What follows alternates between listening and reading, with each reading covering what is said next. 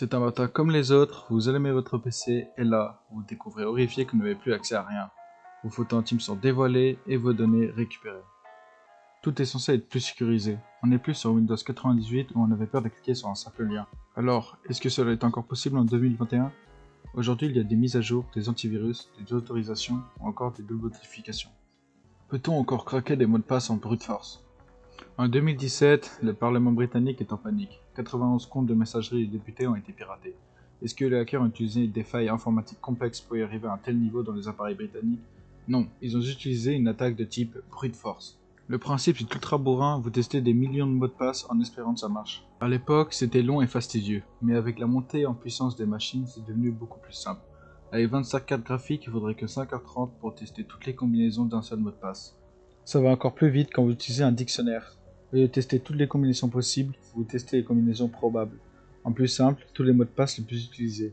Vous pensez sûrement unique à mettre Dragon 1, Princesse 666 ou Football 2000, pourtant vous faites partie des 1000 mots de passe les plus utilisés. Et ça touche même les plus gros.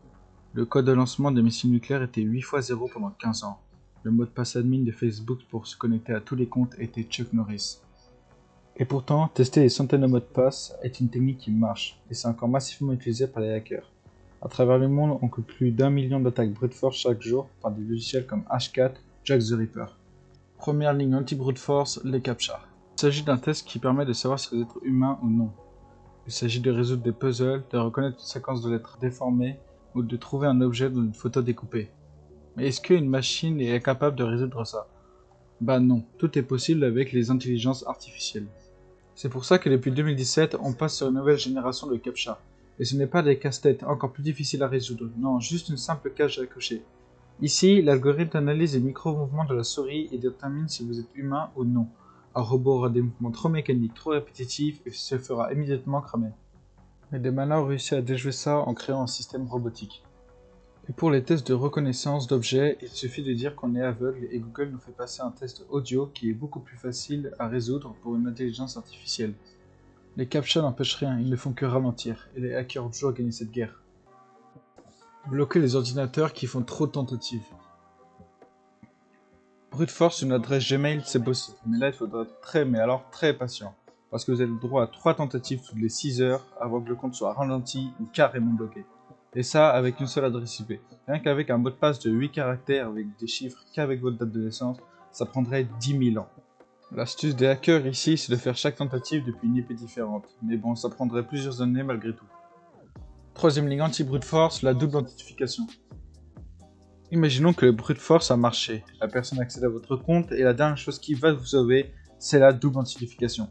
Ça peut être un code à entrer, une clé USB cryptée à insérer ou plus communément un SMS. Et ça, à moins qu'on vous vole votre portable, aucune chance qu'un hacker passe ça. Non mais vous y croyez vraiment? Il n'y a rien qu'un hacker puisse passer. Bon, par contre, c'est un peu technique. Le hacker appelle l'opérateur de la victime et se fait passer pour lui.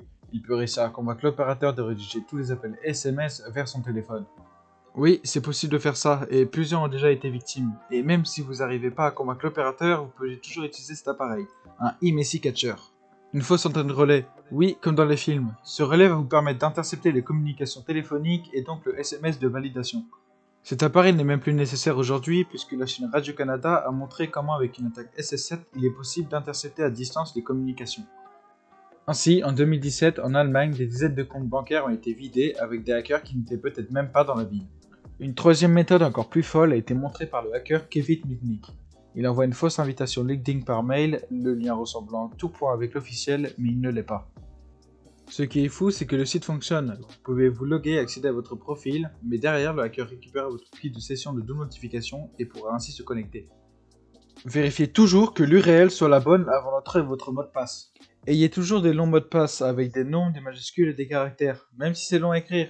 De plus, vérifiez tout le temps les liens et URL. Évitez de vous inscrire n'importe où et évitez les sites frauduleux. L'utilisation de VPN ou d'antivirus est fort recommandée. Certes, cela n'empêche rien. Il vous permet tout de même d'être protégé.